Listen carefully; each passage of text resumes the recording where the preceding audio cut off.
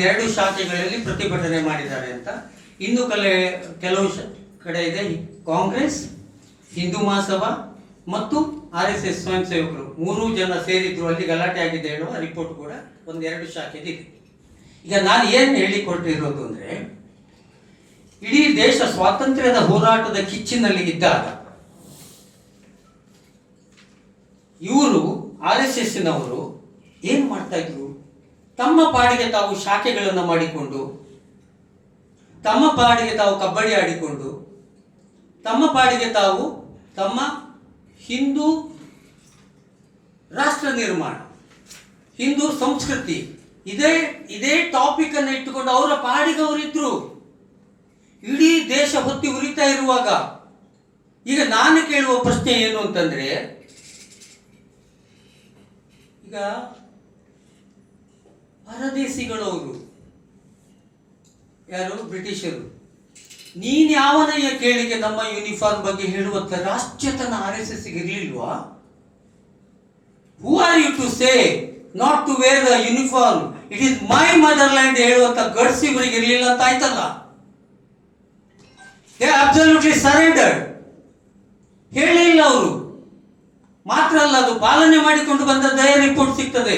ಅದರಲ್ಲಿ ಎಲ್ಲಿಯೂ ಕೂಡ ಹೋರಾಟದ ಬಗ್ಗೆ ಒಂದು ಭಾಷಣ ಇಲ್ಲ, ಎಲ್ಲಿಯೂ ಕೂಡ ಇಲ್ಲ. ಗಾಂಧೀಜಿಯವರ ಹೋರಾಟ ಬೇಡ, ಕ್ರಾಂತಿಕಾರಿಗಳ ಹೋರಾಟದ ಬಗ್ಗೆ ಇವರು ಅವತ್ತೊಂದು ಸಂಘಟನೆ ಮಾಡಿಕೊಳ್ಬಹುದಿತ್ತು.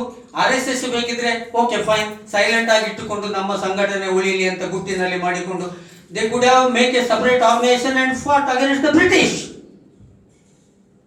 ಮಾಡಲಿಲ್ಲ ಅವರು ಅದನ್ನು. ಸಾವರ್ಕರ್ ಅವರ ಕೇಳ್ಕರ್ ಮತ್ತು ಸಾವರ್ಕರ್ ಮತ್ತು ಮೂಂಜೆ ಅವರು ಸ್ವಲ್ಪ ರೆವಲ್ಯೂಷನರಿ ಮೈಂಡೆಡ್ ಆಗಿದ್ರು. ಅಲ್ಲಿ ಭಿನ್ನಾಭಿಪ್ರಾಯದೆಲ್ಲ ಕಥೆ ಇದೆ. ಅವರ ಹೋರಾಟಕ್ಕಾದ್ರೂ ಹೋಗ್ಬೋದಿತ್ತಲ್ಲ. ನೀವು ಎಲ್ಲವನ್ನೂ ತ್ಯಜಿಸಿದ್ರಿ, ನಿಮ್ಮ ಡ್ರೆಸ್ ಅನ್ನೇ ತೆಗೆದು ಅವರ ಪದತಲದಲ್ಲಿ ಇಟ್ಟುಬಿಟ್ರಲ್ಲಪ್ಪ. ಈಗ ನೀವು ಈ ಸರ್ಕಾರ ಇವತ್ತು ಸರ್ಕಾರದ ಸ್ಥಳಗಳನ್ನ ಪರ್ಮಿಷನ್ ತಗೊಂಡು ಉಪಯೋಗ ಮಾಡಿ ಅಂದ್ರೆ ನೀವು ಅದಕ್ಕೆ ರಿವೋಲ್ಟ್ ಆಗ್ತೀರಾ? ಇದು ರಾಷ್ಟ್ರ ಪ್ರೇಮವ ನಿಮ್ದು? ನೇರವಾಗಿ ಹೇಳುದು, ಅವರು ಬ್ರಿಟಿಷರಿಗೆ ಶರಣಾಗಿದ್ದರು. ಬ್ರಿಟಿಷರ ಎಲ್ಲ ಕಾನೂನುಗಳನ್ನು ರಾಷ್ಟ್ರ ಪ್ರೇಮ ಹೇಳುದು ಅವರಲ್ಲಿ ಇರಲಿಲ್ಲ. ಹೋರಾಟದಲ್ಲೂ ಅವರು ಇರಲಿಲ್ಲ ಹೇಳುವುದೇ ಇದು. ಈ ಡಾಕ್ಯುಮೆಂಟ್ ಅನ್ನು ನಾನು ಇವತ್ತು ನಿಮಗೆ ತೋರಿಸ್ತಾ ಇದ್ದು. ಒಂದು.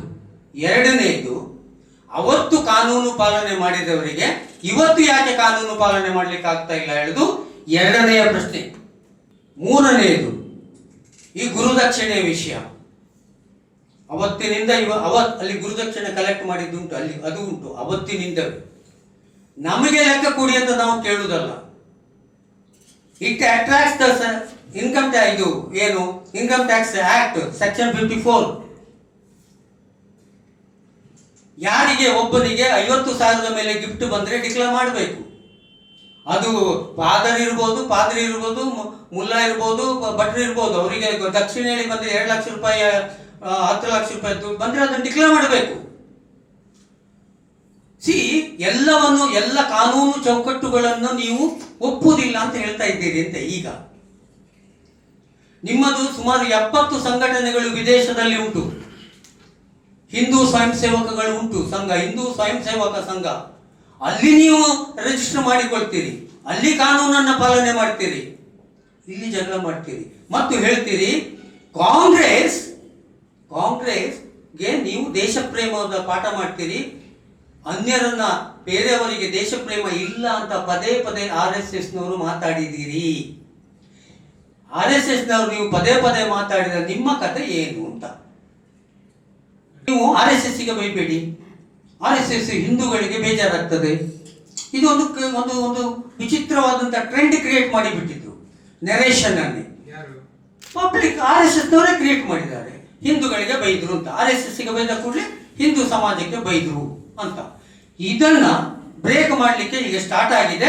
ನಾವು ಹೇಳುವುದು ಏನಂದ್ರೆ, ಇನ್ನು ಮುಂದೆ ಕಾಂಗ್ರೆಸ್ಸಿನವರು RSS ಅನ್ನೇ ಟಾರ್ಗೆಟ್ ಮಾಡಬೇಕು. ನಾವು ಈಗ ಕೇಳ್ತೇನೆ ನಿಮ್ಗೆ, ಸೆಂಟ್ರಲ್ ಗೌರ್ಮೆಂಟ್ ಇದು ಜಾಗ ಉಂಟಲ್ಲ, ಪೋಸ್ಟ್ ಆಫೀಸು,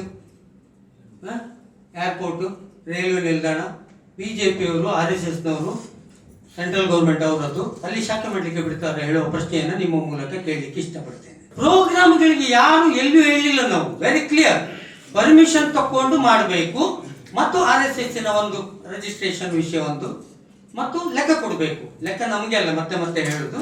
ಇದು 3 ಪಾಯಿಂಟ್. ಈಗ ನಾನು ಕೇಳುವುದನ್ನು ನೀವು ಹೇಳಬೇಕೀಗ.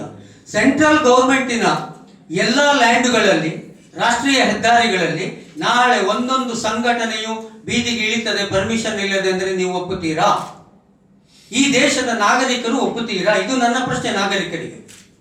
ಯಾರೋ ಬೇಕಾದ್ರೂ ಲಾಠಿ ಹಿಡ್ಕೊಂಡು ಹೋಗ್ಬೋದು, ಆಮೇಲೆ ಎಂಥದ್ದು ತ್ರಿಶೂಲ ಹಿಡ್ಕೊಂಡು ಹೋಗ್ಬೋದು, ಬಾಂಬ್ ಹಿಡ್ಕೊಂಡು ಹೋಗ್ಬೋದು ಹೇಳುವುದನ್ನ ನಾಗರಿಕ ಸಮಾಜ ಒಪ್ಪುತ್ತದ ಹೇಳುವುದು ನನ್ನ ಪ್ರಶ್ನೆ.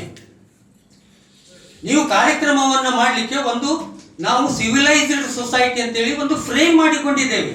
ಆ ಫ್ರೇಮಿನ ಒಳಗೆ ನಾವು ಬರುವುದಿಲ್ಲ ಅಂತಂದ್ರೆ ಅದು ರಾಷ್ಟ್ರೀಯವಾದ ಹೇಗೆ ಆಗ್ತದೆ? ಈಗ ನಾನು ನಾಳೆ ಕಾಂಗ್ರೆಸ್ನವರು ಹೋಗಿ ನಾವು ಕೋರ್ಟಿನ ಎದುರಿಗೆ ನಾವು ವಿತೌಟ್ ಪರ್ಮಿಷನ್ ಕಾರ್ಯಕ್ರಮ ಮಾಡಿದ್ರೆ ನೀವು ಬಿಡ್ತೀರಾ? ಈ ಒಟ್ಟು ಇದು ಏನು ಅಂತಂದ್ರೆ ಸ್ವಾತಂತ್ರ್ಯ ಹೋರಾಟದ ಸಂದರ್ಭದಲ್ಲಿ ಅದ್ಭುತವಾಗಿ ತಮ್ಮ ಡ್ರೆಸ್ ಅನ್ನೆಲ್ಲ ಕಳಚಿ ಇಟ್ಟಿದ್ರು. Point number 1. ಪಾಯಿಂಟ್ ನಂಬರ್ 2, ಇಡೀ ದೇಶ ಹೊತ್ತಿ ಉರಿಯುವಾಗ ಇವರು ಕಬಡ್ಡಿ ಆಡ್ತಾ ಇದ್ರು. ಪಾಯಿಂಟ್ ನಂಬರ್ 3, ಅವತ್ತಿನ ಸಾಮಾಜಿಕ ಸಮಸ್ಯೆಗಳ ಬಗ್ಗೆ ಒಂದೇ ಒಂದು ಕಾರ್ಯಕ್ರಮ ಇಲ್ಲ. ಅವರ ಭಾಷಣಗಳು ಕೂಡ ಉಂಟು ಇಲ್ಲಿ. ರಾಷ್ಟ್ರಧ್ವಜ ಅದು ಆಮೇಲೆ ಆಯ್ತಾ.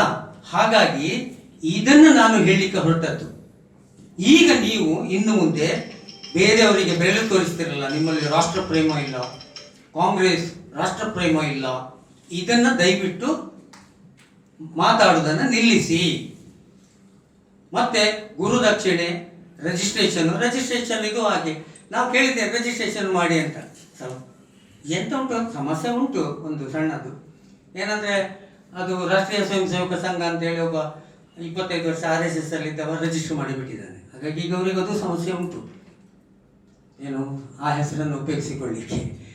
ರಿಜಿಸ್ಟರ್ ಮಾಡಿ, ಎಲ್ಲ ಕಡೆ ನೀವು ಮಾಡ್ತೀರಿ, ದೇಶದಲ್ಲಿ ಮಾಡೋದಿಲ್ಲ ಅಂದ್ರೆ 70 ಕಂಟ್ರಿಗಳಲ್ಲಿ ಮಾಡ್ತೀರಿ ನೀವು. You are obeying the law of other countries. Hindu Swayam Sevak ಸಂಘ ಹೌದು, 70 ಕಡೆಯಲ್ಲಿ. ಎಲ್ಲ ಕಡೆ ಅದಲ್ಲ, ಕೆಲವು ಕಡೆ ಸಣ್ಣ ಪುಟ್ಟ ಇಲ್ಲಿ ಉಂಟು ಲಿಸ್ಟ್ ನಿಮಗೆ. ನಾನು ಅದರ ಲಿಸ್ಟ್ ಬೇರೆ ಹೆಸರಲ್ಲಿ ಉಂಟು. ಮೇಜರ್ ಹಿಂದೂ ಸ್ವಯಂ ಸೇವಕ ಸಂಘ ಅಂತಾನೆ UK, ಇಂಗ್ಲೆಂಡ್, ಆಸ್ಟ್ರೇಲಿಯಾ ಅಲ್ಲೆಲ್ಲ ರಿಜಿಸ್ಟರ್ ಆಗಿದೆ. ಇದು ನಮ್ಮ ಇವತ್ತಿನ ಪಾಯಿಂಟ್ಸ್.